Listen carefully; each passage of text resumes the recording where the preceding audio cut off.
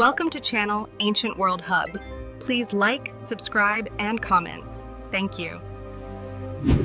सोचिए, एक पल के लिए अपनी आंखें बंद कीजिए। आज से सैकड़ों साल पहले न कोई स्पेन, न कोई यूरोप, न कोई कॉलोनी शब्द, सिर्फ द्वीप, समुद्र, हवा और एक ऐसी सभ्यता जिसे दुनिया ने जानने की कोशिश ही नहीं की। आज हम जिस फिलीपींस को जानते हैं वह कभी बिना शासन का इलाका नहीं था। यह कभी बिना कानून का समाज नहीं था और यह बिल्कुल भी जंगली द्वीपों का समूह नहीं था। स्पेन के आने से बहुत पहले यहां राजा थे, व्यापार था, कूटनीति थी, युद्ध थे और सबसे अहम पहचान थी।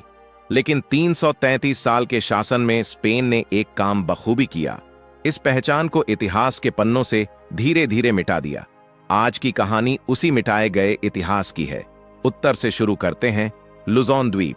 यहां एक शक्तिशाली राज्य था, टोंडो। टोंडो सिर्फ एक राज्य नहीं था, यह एक व्यापारिक शक्ति था। चीन, जापान, मलय क्षेत्र सबसे इसके रिश्ते थे। यहां के शासक राजा नहीं, लाकान कहलाते थे। सोना, मोतियां, कपड़ा सब कुछ यहां से समुद्र के रास्ते दुनिया तक पहुंचता था। टोंडो समृद्ध था, आत्मनिर्भर था और किसी के अधीन नहीं था। लेकिन यही समृद्धि आने वाले समय में इसके लिए खतरा बन गई। टोंडो के पास ही एक और शक्ति उभर रही थी, मैनीला। मैनीला सिर्फ व्यापार नहीं समझता था, वह राजनीति समझता था। यहां इस्लामी प्रभाव पहुंच चुका था, ब्रुनेई से रिश्ते थे, समुद्री रणनीति मजबूत थी। टोंडो और मैनीला एक ही जमीन के दो दावेदार बन गए और यहीं से वह कहानी शुरू होती है जिसे इतिहास आपसी टकराव कहता है।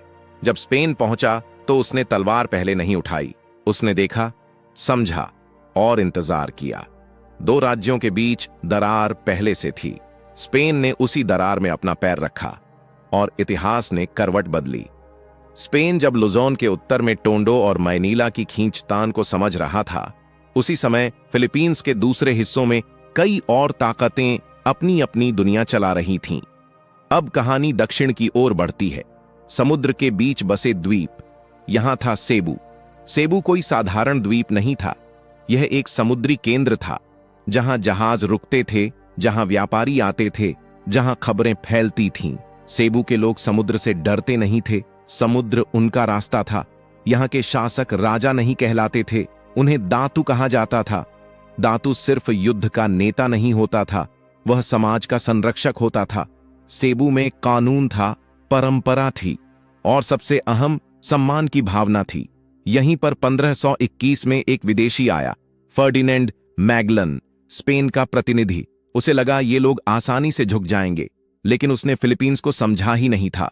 सेबू के पास माकतान द्वीप था और वहां था एक योद्धा, लापू लापू।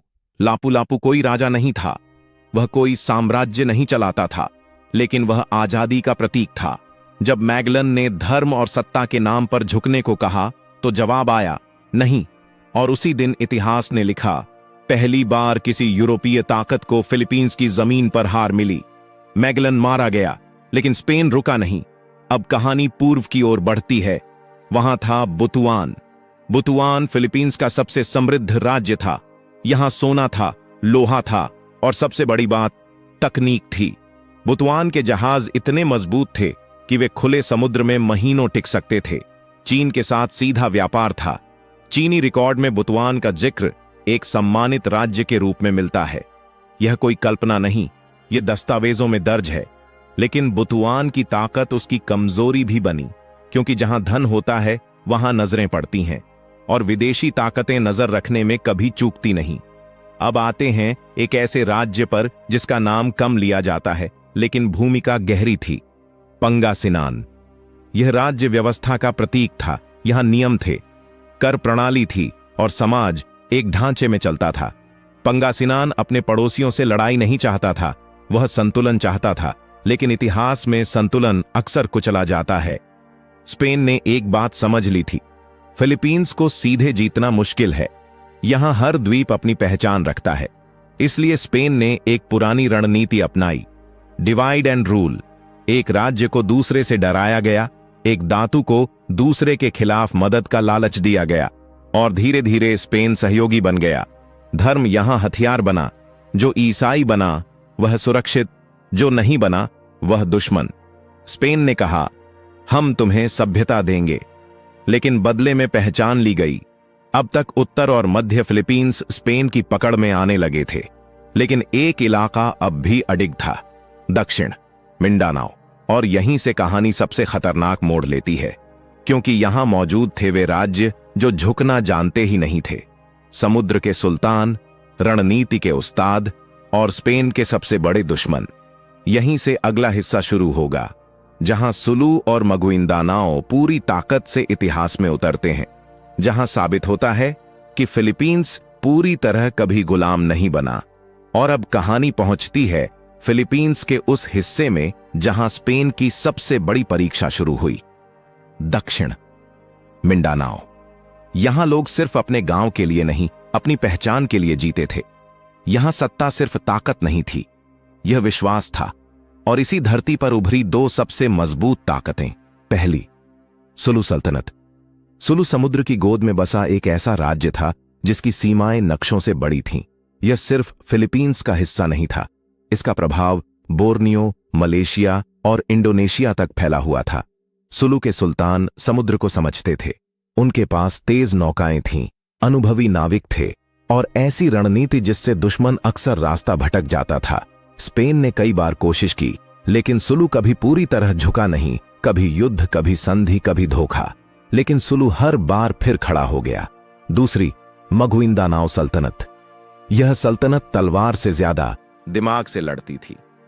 यहां के शासक सिर्फ योद्धा नहीं, कूटनीतिज्ञ थे। वे जानते थे किससे दोस्ती करनी है और किससे दूरी रखनी है। कभी डच, कभी अंग्रेज, सबसे बातचीत हुई, लेकिन सत्ता अपने हाथ में रही। स्पेन को यही समझ आ गया, फिलीपींस एक जैसा नहीं है। यहां हर द्वीप अपनी शर्तों पर जीता है। लेकिन स्पेन सिर्फ तलवार नहीं लाया था, वह लाया था धर्म, भाषा और इतिहास को नया नाम देने की आदत। ईसाई धर्म यहां विश्वास नहीं, पहचान बन गया। जो बदला वह सभ्य कहलाया, जो नहीं बदला वह खतरा बन गया। सबसे बड़ा आघात भाषा पर हुआ।